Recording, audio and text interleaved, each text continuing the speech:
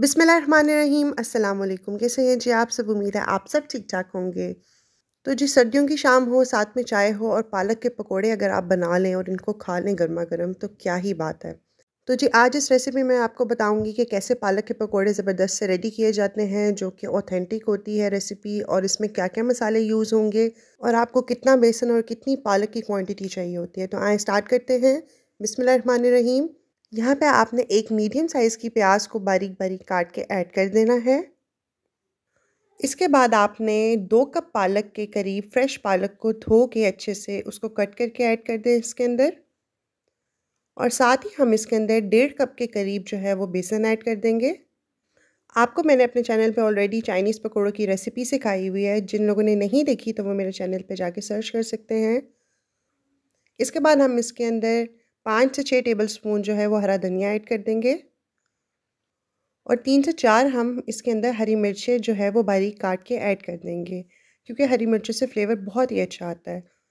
उसके बाद इसको क्रिस्पी करने के लिए हम इसके अंदर 1 टेबल स्पून चावलों का आटा ऐड कर देंगे, और इसमें जो मसाले ऐड करेंगे उसमें 1 टीस्पून हमने जो है वो सूखा धनिया लेना है साबुत, 1 टीस्पून हमने इसके अंदर ज़ीरा लेना है, 1 टीस्पून हमने इसके अंदर लाल मिर्च पाउडर लेना है, 2 चुटकियाँ हम इसके अंदर मीठा सोडा ऐड करेंगे, नमक हम हस्ब ज़ायका लेंगे, और अनारदाना भी हम 1 टीस्पून लेंगे।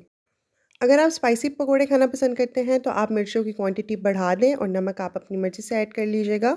तो जब हम सारे मसाले इसके अंदर ऐड कर देंगे, और हम इसमें तकरीबन आधे कप से थोड़ा सा कम पानी ऐड करेंगे, और हम इसको अच्छे से मिक्स कर लेंगे। आप इसके अंदर हस्ब ज़रूरत पानी इस्तेमाल कीजिएगा।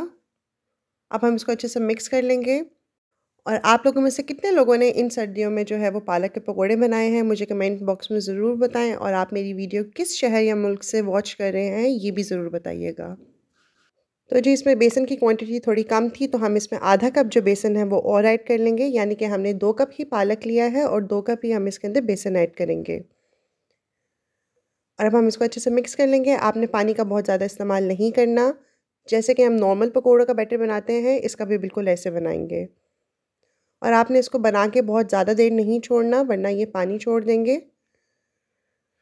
तो जब हम इसको गरम तेल के अंदर ऐड कर देंगे, आपने इसको मीडियम टू हाई फ्लेम के ऊपर पकाना है। जैसे जैसे इसका कलर जो है वो लाइट ब्राउन गोल्डन सा होने लग जाए तो आप इसकी साइड चेंज कर दीजिए, और जब ये दोनों साइड से गोल्डन ब्राउन और लाइट ब्राउन कलर के हो जाएं बिल्कुल इस तरह, तो फिर आप इसको निकाल लीजिएगा। ये बहुत डिलीशियस बन के रेडी होते हैं। आप इस रेसिपी को ज़रूर ट्राई करें, ये बहुत ईजी है और फटाफट रेडी हो जाते हैं।